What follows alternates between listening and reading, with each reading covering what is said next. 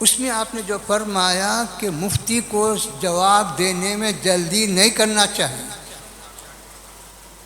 کیوں نہیں کرنا چاہیے؟ جب کہ فتویٰ آیا ہے، سوال آیا ہے تو جھٹ پٹ دے دینا۔ تو بتلا رہے ہیں کہ اس میں دو پہلو ہیں۔ ایک وہ مسائل ہیں کچھ جو عام مرہ کے ہیں، جیسے مثال کے طور پہ کوئی پوچھا کہ وضو میں کتنے فرائض ہیں، تو اب اس میں غور کرنے کی ضرورت نہیں ہے، لکھ دیجئے کہ حضوری بتائے 4 ہے، فلاں میں ہے، بس یہ بتا سکتے ہیں۔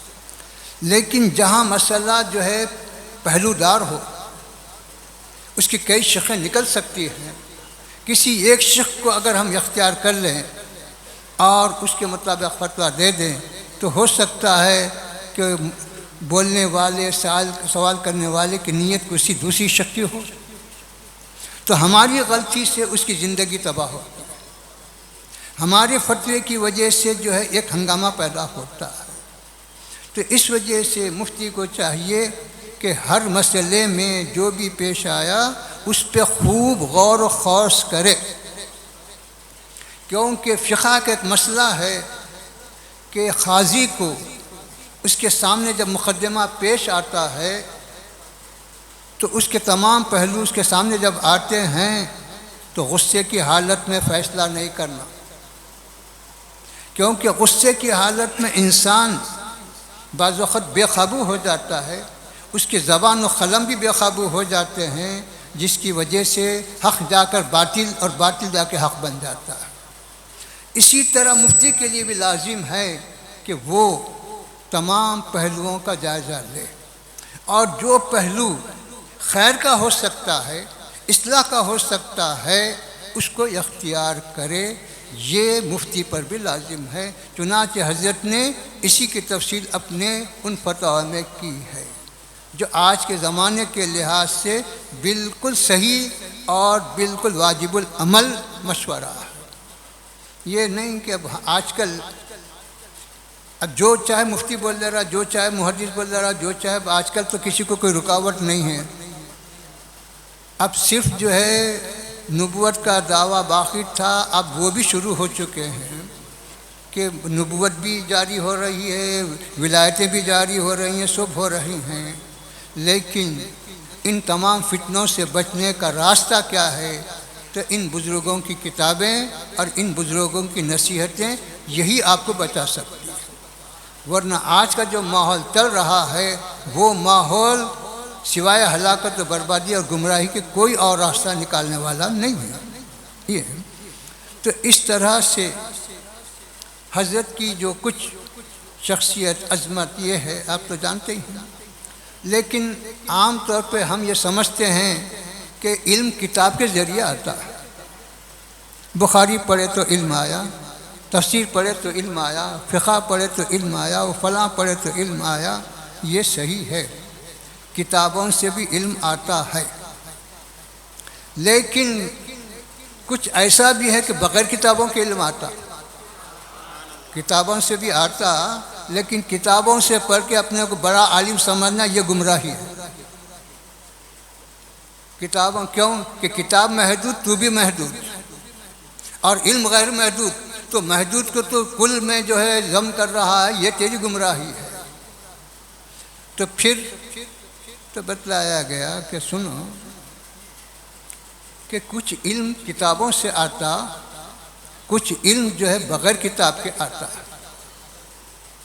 تو بغیر کتاب کے جو علم آتا ہے وہ کہاں سے آتا ہے، کیسا آتا ہے؟ تو کیونکہ کتابوں سے، مدرسے سے سب تو جانتے تھے، اس علم میں سبھی شریک ہو سکتے ہیں۔ کتابوں کے ذریعے علم حاصل کرنے میں، مدارس کے ذریعے علم حاصل کرنے میں، مطالعے کے ذریعے علم حاصل کرنے میں مسلمان کے ساتھ غیر مسلم بھی شریک ہو سکتا، انہیں بھی بخاری پڑھتا، انہیں بھی معلومات رکھتا، قرآن پڑھتا، اس کو معلومات اس کو بھی ہے، ہم کو بھی۔ تو ہم کس بنا پہ دعویٰ کریں گے کہ ہم زیادہ عالم ہیں، جبکہ کتاب اس کے سامنے بھی، میرے سامنے بھی، وہ بھی جانتا ہے، میں بھی عربی، تو پھر ہم دعویٰ کس بات پہ؟ یہ تو کتابی علم ہے، صحیح ہے، لیکن کچھ علم جو ہے کچھ اور بھی ہے جو خدا کی عطا ہے۔ وہ علم کتابوں سے نہیں ملتا، وہ علم مطالعے سے نہیں ملتا، وہ علم کسی اور چیز سے نہیں ملتا، وہ خدا کی عطا سے ملتا ہے۔ اس کی ایک مثال آپ کو دیتا ہوں کہ ایک مجذوب تھے، اب وہ اپنے آپ میں رہتے ہیں لیکن ان کا تعلق اللہ سے رہتا ہے، دنیا والوں سے نہیں رہتا۔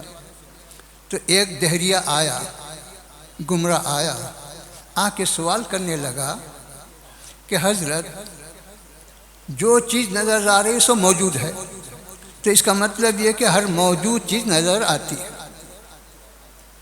موجود ہے تو نظر آنا چاہیے، تو جب خدا موجود ہے تو نظر کیوں نہیں آتا؟ تو ہر چیز موجود ہے جو نظر آتی ہے، تو خدا جب موجود ہے تو نظر کیوں نہیں آتا؟ ایک سوال ہے، اس کا جواب کیا ہے؟ پھر اس کے بعد دوسرا سوال یہ کیا کہ شیطان پہ لعنت کیوں، اور اس کی جو سزا بتائی جا رہی ہے کہ اس کو دوزخ میں ڈالا جائے گا، تو شیطان تو آگ سے بنا ہوا ہے نا، تو آگ کو آگ میں ڈالنے سے کیا سزا ہوتی؟ خیر آگ کو آگ میں ڈالے تو سزا ہوتی ہے، آگ کو آگ میں ڈالنے سے کیا سزا ہوتی؟ کیا مذہب ہے یہ آپ کا؟ اچھا ٹھیک ہے۔ پھر تیسرا سوال یہ کیا کہ سب کچھ تقدیر میں لکھ دیا گیا ہے، تو پھر یہ جزا کہی کہ یہ سزا کہی؟ اب آپ بتلائیے، یہ تین سوالات کوئی معمولی سوالات تو نہیں، یہ تین سوال تیار کرنے کے لیے اس کو اپنی عمر گزارنی پڑی، کئی کتابوں کا مطالعہ کیا، وہ اپنے آپ کو ماہر بنا، جب یہ تین سوال بنا سکا، لیکن اس کا جواب 1 منٹ میں دے رہا۔ اس کے لیے ان کو کوئی کتابیں دیکھنا نہیں پڑ رہا، کچھ عمر گزارنا نہیں پڑا، کسی استاد کے پاس جانا نہیں پڑا، کچھ نہیں پڑا، اس کا جواب صرف 1 منٹ میں دے رہا ہے۔ تو آپ نے کیا کیا؟ ذرا بازو ٹٹولا، بازو ایک مٹی کا ڈھیلا تھا وہ اٹھایا اور اس کے سر پہ زور سے مارا، اس کی وجہ سے اس کا سر زخمی ہو گیا، خون بہنے لگا۔ اب وہ کیا کر سکتا تھا؟ سیدھا قاضی کے پاس گیا، جا کے شکایت کیا کہ میں اس مجذوب سے 3 علمی سوال کیا، لیکن علمی سوال کا جواب علم سے دینے کے بغیر انہوں نے ڈھیلا لے کے مارا اور مجھے زخمی کر دیا، اس کو سزا دی جائے۔ تو مجذوب صاحب کو بلایا گیا، گئے، جانے کے بعد قاضی نے پوچھا کہ ان کے 3 علمی سوال کا جواب آپ جو ہے علمی جواب دینے کے بجائے ڈھیلے سے کیوں جواب دیے؟ تو انہوں نے کہا اس کے 3 سوال کا جواب ایک ہی ڈھیلا تھا۔ تو بولے وہ کیسا؟ تو بولے آپ اس سے پوچھے کیا سوال کیا انہیں؟ تو کیا سوال کیا پہلا؟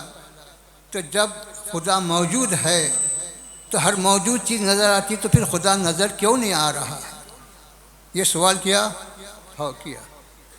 تو میں ڈھیلے سے مارنے سے تجھے کیا ہوا؟ تو بولے درد ہو رہا، چکر آ رہی، یہ ہو رہا۔ تو درد کہاں بتا، پہلے درد بتا مجھے، جب وہ موجود ہے تو نظر کیوں نہیں آ رہا؟ جب تیرے اندر درد ہو رہا ہے اور درد تو بول رہا ہے تو پھر ہر موجود نظر آتا، تو درد کیوں نظر نہیں آ رہا؟ میرے کو نظر آنا بتا پہلے۔ تب کیا جواب دے سکتا تھا؟ خاموش ہوا۔ دوسرا سوال کیا؟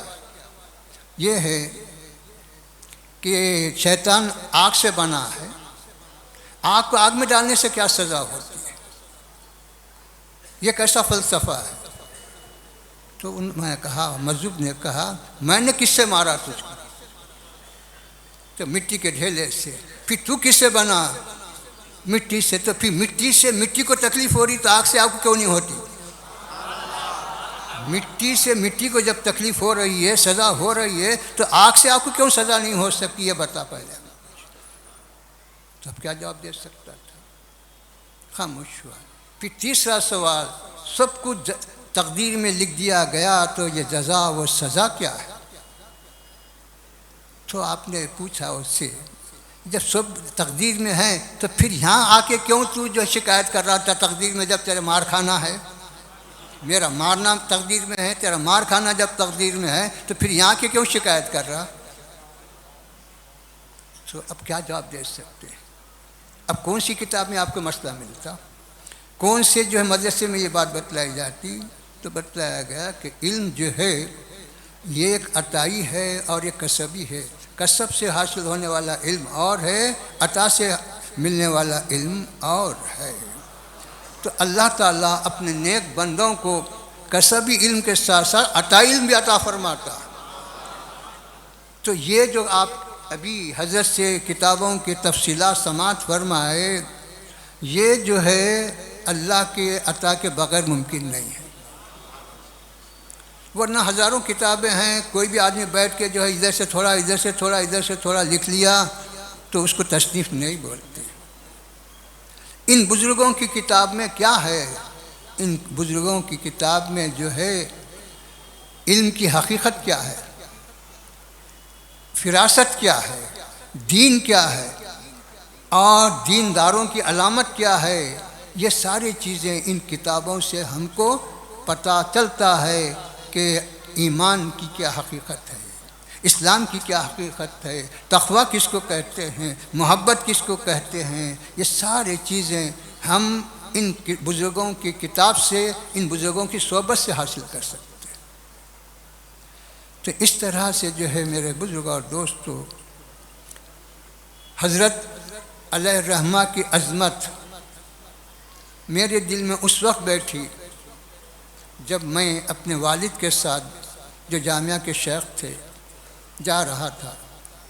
ایک آدمی آ کے سوال کیا میرے والد سے کہ حضرت یہ تشتریوں پہ اس پہ کچھ آیتیں اور کچھ وظائف وغیرہ لکھ کے دیے جاتے ہیں، اس کو جو ہے پانی میں ڈال کر پانی نہالو بول کے بول رہے ہیں، یہ کیا کرنا چاہیے؟ تو والد نے کہا کہ بھائی مفتی صاحب سے پوچھو۔ تو نے آپ بھی جامعہ کے شیخ ہیں، ہاں ٹھیک ہے۔ پھر اس کے بعد وہ سائل نے کہا کہ یہ مسئلہ میں حضرت سید عبداللہ شاہ صاحب علیہ الرحمہ سے پوچھا، انہوں نے کہا جائز ہے۔